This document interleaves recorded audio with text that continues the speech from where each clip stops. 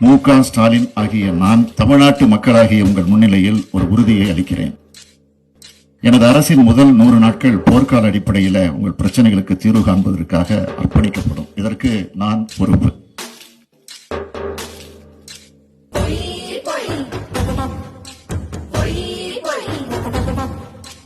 ஊருக்குள்ள திருட்டு பையன் ஓட்டு கேட்டு வாரா மச்சான், அப்பம் பேர சொல்லி தலைவன் மச்சான்.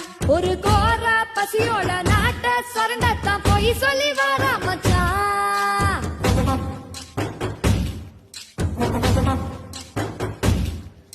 ஸ்டாலினுக்கு போடு ஓட்டு, நமக்கு நாமே வைக்கும் வெட்டு. இப்போ இந்த தத்தி, நாளைக்கு உதயநிதி. தமிழ்நாட்டையே குடும்ப சொத்தாக்கிடுவான், இதை விடக்கூடாது மச்சான்.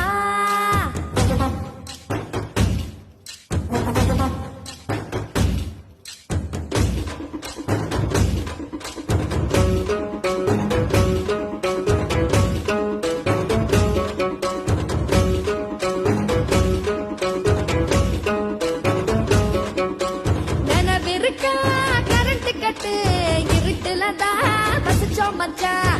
வெளிச்சம் இல்லாமலே வாழ்க்கைய தொலைச்சோம் மச்சான். அவன் கால் வச்ச பூமியும் வயலும் காணியும் வறண்டு போகும் மச்சான். மீத்தேன் கையெழுத்து போட்டாரு ஸ்டாலின், தெரியாம போட்டாரா? மீத்தேன் திட்டம் நீட்டு தேர்வும் கொண்டாந்தது இந்த கூட்டணி தான். காவேரி ஜல்லிக்கட்டும் இடையும் காவு தந்தான். அத கேள்வி கேட்டாக்கா படிய தூக்கி தாடுத்தவ மேல வச்சான்.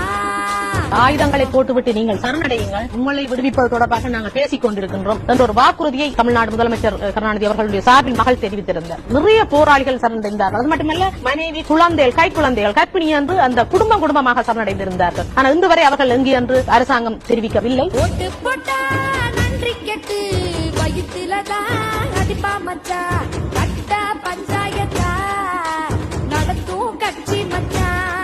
நம்ம நிலத்தா புடுங்கிட்ட மண்ண திருடிட்ட ரோட்டுல விடுவா மச்சான். அவங்க கண்ணாடி வந்தாங்கன்னா ரோட்ல குடிச்சிட்டு பொம்பளைங்க ஒருத்தர் கூட போக முடியாது. ராத்திரில சட்டை பேண்ட் போட்டு வரா என்ன அப்படியே தல் தல் ஆடுறான்னு சொல்லி இருப்பானுங்க, குடிச்சிட்டு வரணுங்க. பொன் குழந்தா வீட்டா விட்டு தைரியமா போனும் மச்சான். ரவுடி திமுகவும் அத விடவே மாட்டா மச்சான். நாம நிம்மதியா நடமாட, குடும்பத்துல சிரிப்பாட திமுகவை ஒழிப்போம் மச்சான்.